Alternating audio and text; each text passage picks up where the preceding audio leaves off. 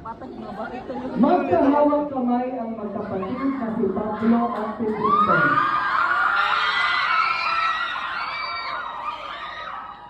Nanginginig sa kapa si Pedrito, unang beses na kasing magpatuli sa kanto.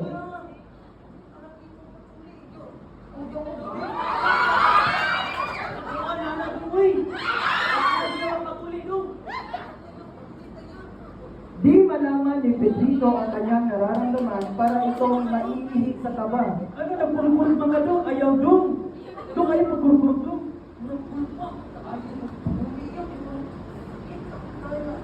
Di na ginasakit dong! Ako pa ba? Ang agib ako ano dong?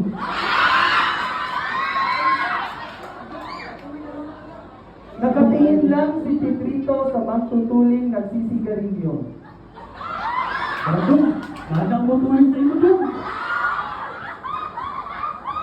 Sa di inaasahan, biglang tumakbo ang pobre si Pedrito. Awapay, dapat na nun.